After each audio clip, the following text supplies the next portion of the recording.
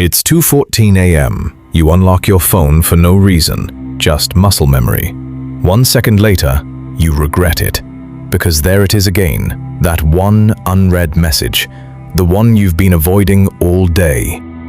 You open the chat, read it carefully, type a reply, delete it, type again, delete everything. Then lock your phone, like escaping the conversation somehow erased the pressure too.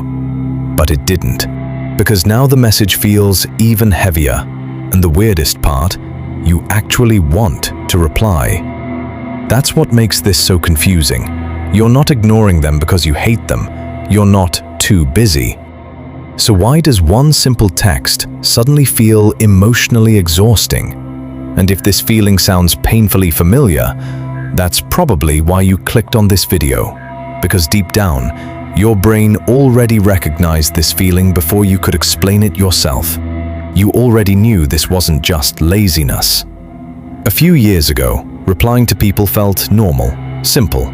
Someone texts you, you reply, done. But now, people mentally prepare themselves before answering messages. And somehow, that became normal. Think about it.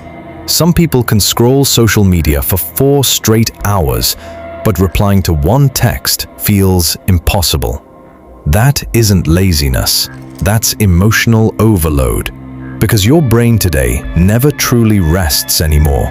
Notifications, reels, group chats, comparison, pressure, constant stimulation. Your mind processes more social interaction in one day than people used to process in weeks. And when the brain becomes overstimulated for too long, even small emotional tasks begin feeling heavy. That's why texting feels different now. Because texting stopped being just communication, it became emotional responsibility. Every message carries invisible pressure behind it. What should I say? What if I sound dry? What if they misunderstand me?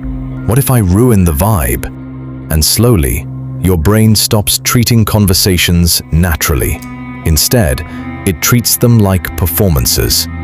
That's why people overthink replies for hours, especially online. Because online conversations feel permanent.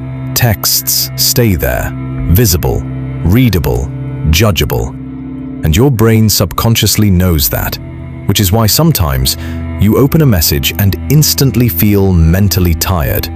Not because of the person, not because of the conversation itself, but because your brain already predicts the emotional energy required to continue it. And this is where everything gets worse.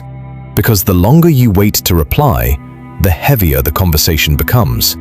At first, I'll answer later. Then, now it feels awkward. Then, they probably think I'm ignoring them. And eventually, I don't even know what to say anymore. And suddenly, one unread message turns into guilt. Real guilt. The kind that randomly hits you while scrolling at night. And this is why so many people disappear from conversations completely. Not because they stopped caring, but because the pressure became emotionally overwhelming. And honestly, maybe that's what more people need to understand. Not every late reply means disrespect. Sometimes it means anxiety.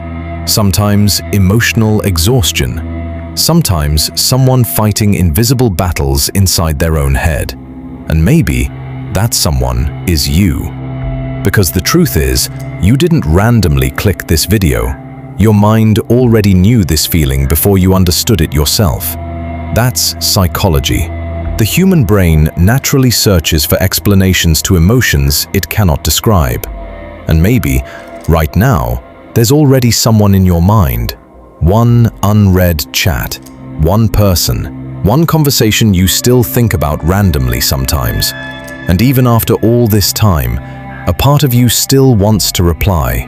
You just don't know how anymore. So after understanding all of this, will you finally reply? If this made you feel something, you know where to find me.